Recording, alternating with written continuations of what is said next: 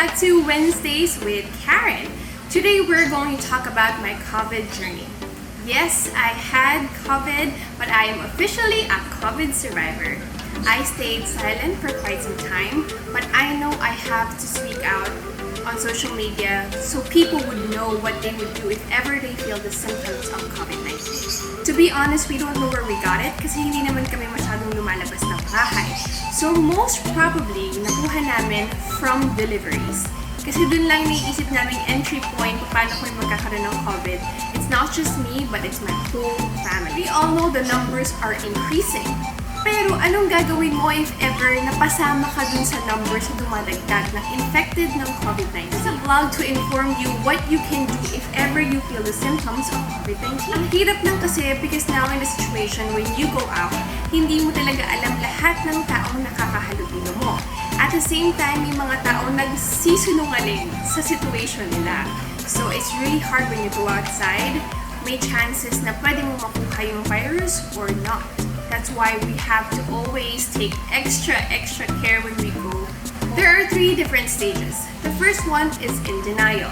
The next one is acceptance. And the third one is the recovery, of course. Now, let's go first sa in denial stage.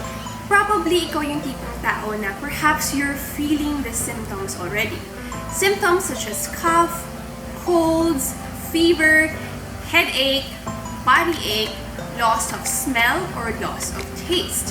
Well, the first thing that you can do, don't panic, kasi baka naman normal flu lang siya. So what you have to do is to check for how many days you're going to have it. But if nagpe-persist siya for a long time, perhaps, para mawala yung worry mo if it's just a normal flu or not, you get a swab test. Because that's the only way for you to know if you're positive or negative with COVID-19. So, here are a list of some of the hospitals that offer a swab test, either in the ER or a walk-in or drive-thru. First is Asian Hospital, Cardinal Santos Medical Center, Chinese General Hospital, Makati Medical Center, St. Luke's Medical Center both in Global City and Quezon City, the Medical City in Ortigas, St. Martin de Porres Charity Hospital, VRP Medical Center. So those are some of the hospitals that you can get a swab test. So ang kailangan mong gawin is to wait for 2 to 3 days after you get a swab test at makikita mo na yung resulta. For the result, it's either negative or positive. If you're negative in the result of the swab test, congratulations because you do not have the COVID-19. But if ever that you are positive in your swab test, here are the next few steps that you can follow. Now let's go to the second stage. That is the acceptance stage. What if you are positive with COVID-19? The first one that I can tell you is do not panic. It's okay. Maraming nai-infect ng COVID-19 and perhaps you're not alone because I had it too. But the first thing that you have to do is do not panic. Kasi pag nag-panic ka, nawawalan ka ng presence of mind. Hindi mo alam yung dapat mong gawin. So the first thing that you have to do not panic in order for you to have the presence of mind with what to do because you're already COVID positive. Second is to stay in the house. If you know that you're already COVID positive, don't go outside anymore. You have to be quarantined for 2 weeks. Ayaw mo namang makahawa at lumabas pa dahil gusto mo hindi ka na makahawa ng ibang tao. Ang pinaka-importanting gagawin mo is to stay in the house and to do everything online. Buy online deliveries or online shopping if ever may kailangan ka. Kasi hindi ka na po pwedeng lumabas ng bahay. The next one is to do contact tracing. So pag naging COVID positive ka, perhaps you might think, saan ka ba galing? Saan mo ba siya possibly nakuha? Pero kung hindi mo talaga alam kung saan mo siya nakuha, it's also good to inform the people that you were with or you have mingled with before you knew that you had COVID-19. So perhaps malalaman lang din nila at magiging aware lang din sila if ever they would feel the symptoms. The next one, report in your barangay. Do not lie. If ever that you have COVID-19, it's the perfect time to really tell your barangay so they would also take note if ever you have it. So hindi ka na bali lumabas ng bahay. At the same time, makakatulong ka rin sa mga neighbors mo para hindi ka na rin makahawa. It's good to report to them so that they would know kung meron ba talagang positive sa area nyo at para matulungan din nila kayo if ever may kailangan kayo. Now, let's go to the recovery stage. First one, if ever you feel the symptoms, what you have to do is to treat it like a normal. Huwag mo nang isipin or huwag ka magpapanik na may COVID-19 ka. So, ang mararamdaman mo is actually para siyang normal flu. Pero mas prolonged lang yung effects niya. Kumbaga, kung ang normal flu ay naglalast lang siya for 3 days, ito mas matagal siya. Sometimes it lasts for weeks. So what you have to do is to drink your paracetamol. Kapag nilalaglag ka, mag-gargle ka ng Bactidol or other mouthwash para matanggal yung pati ng throat mo. Third one is to drink plenty of water. Next is to eat fruits and vegetables. Rest and sleep early. Then drink your vitamins. It's better na you would drink it twice a day, in the morning and at night. Personally, what I did, this is not a paid ad, but I just really want to share to you what I have learned when I had the COVID-19. Doctors usually prescribe vitamins like Kenzase or Immune Pro. This is good because these vitamins have what we call zinc and then vitamin C. And so, or kung wala kayong mabilang Kenzase or Immune Pro, what you can do is to buy vitamin C from your drugstores and you can buy individually zinc and then you can drink this both at the same time. Personally, I got this too from Healthy Options. Next one is to monitor your symptoms every single day. Ano bang naramdaman mo during the first day? If I were you, I'm going to jot down what I am experiencing every single day. Kasi iba-iba yung symptoms per person. Pwede yung katabi mo, makati yung lalamunan, pwedeng ikaw. In my case, what happened to me is that merong unang nagkasakit sa bahay and then halos paisa-isa kami nagkakasakit na kami inside the house. Because most probably, if there's one inside your house that is COVID positive, lahat kayo mahahawa.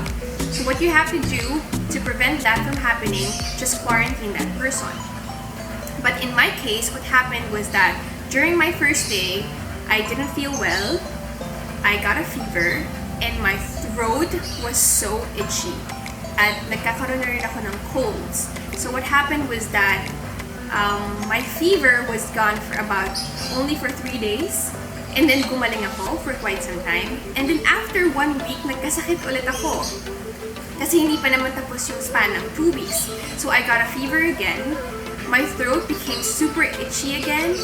And I definitely lost my taste and my smell. After 1 week lang siya nawala. And nawalan ako ng taste for like 5 days. Can you imagine, nalalasahan ko lang yung food na maasim o matamis, pero hindi ko talaga alam kung anong lasa. Like, pag kumakain ako ng sinigang, alam ko maasim lang siya, pero hindi ko alam kung anong lasa ng sinigang. So, one is you need to have these devices at home. The first one is your thermometer. You need a thermometer to measure your temperature if ever you have a fever or not. The next one that you need to have is an oximeter. An oximeter is the one that measures your oxygen level. Importante malaman mo yung oxygen level mo because the normal oxygen level is about 95 to 100. Pag nag-umpisa siyang bumaba, ibig sabihin may nangyayari sa loob ng katawan mo. In our case, it's good na we have doctors that we can ask what we can do. Because in my mom's case, bumaba yung kanyang oxygen level continuously. So what we did to prevent any other complications of COVID, which is usually pneumonia, what you can do is to bring them in the hospital already. So they will be confined and people will know how to help them kasi baka magkaroon sila ng complications. So if ever na may kasama kayo na mako-confine inside the hospital, I want you to know na hindi mo sila pwedeng masamahan dahil ma-isolate sila, meaning they will be alone. But it's gonna be better if ever nakakaramdam sila ng hindi magandang effects kasi makaprevent lahat ng mga complications of COVID. And there are people who do die with COVID-19. So if I were you, if your oxygen level is going down and you have symptoms that prolonged and there are other complications that you feel, it's good to ask your doctor what to do, and it's also good perhaps that you bring them to the hospital already para maiwasan yung mga complications of COVID-19. The next next one is to stay positive. Always think about positive thoughts. Kasi kalaban mo ngayon, yung tinatawag natin na pag-iisip or pag-worry. Because you know that you have COVID-19. What happens is that masyadong naapektuhan yung katawan mo ng pag-iisip mo. And you know that the body and mind are both connected. So it's good that you always think about positive thoughts. You always have to remember that worrying will not add a single hour to your life. It can possibly lessen your life because you think of so much things. So if I were you, I would not worry. But I'm not telling you not to think, but I'm telling you to actually know what to do when you have these things. That's why we also do videos like this so people would also be informed if ever you're actually feeling the symptoms. The next one is to exercise when you're feeling a lot better. Actually, when you have COVID-19, after 2 weeks, hindi pa rin fully recovered yung body mo. So most probably, your body is still not like of that before. So do not push yourself to do all the routines that you did before, but it's good to start exercising, like walking and doing other exercises that would really exercise your lungs. The next one, of course, is to pray. Do not forget to pray, because during this hard time, you have to remember that God is sovereign. What we can do is to pray in our situation and to really submit to His will. I know that life is so uncertain, but even though I don't know what's going to happen tomorrow, knowing that I have a God is enough for me. And it's good that you know where your faith is based and founded on. So there you go. Those are the 3 stages. Now I'm going to give you extra tips. The first one is to wear a mask. I see a lot of people that do not wear a mask. Please, if you want to save your life and to save the lives of other people, please wear a mask. I'm going to show you how to wear a mask properly and how to remove it properly. Example, if you're the type of person who wants to protect yourself from the outside, or in short, wala ka namang sakit at gusto mo protektahan ang sarili mo from the outside world, what you can do is to wear your mask. Dapat nasa labas yung may kulay. At pag sinuot mo siya behind your ears, and then dapat yung white nasa loob. Yung blue or yung may color yung nasa labas. Either that's pink, purple, yellow, or green, dapat yung kulay nasa labas. Kung wala ka namang sakit at gusto mo protektahan yung sarili mo from the outside. Kasi may filter siya.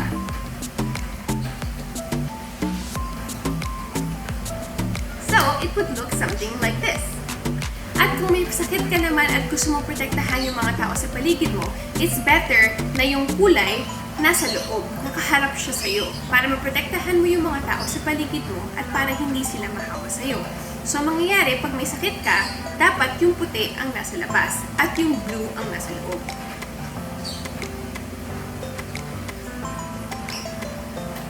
Like this one. And then, paano pa talaga magtanggal ng mask? Kasi ang daming tao nagtatanggal ng mask ngayon. At hindi nila alam kung paano yung tamang way ng pagtanggal ng mask. Ang pagtanggal ng mask, hindi dapat hinahawakan ang labas o pinapasok ang daliri kasi baka pumasok yung virus sa loob. So what you can do is to remove it from your ears.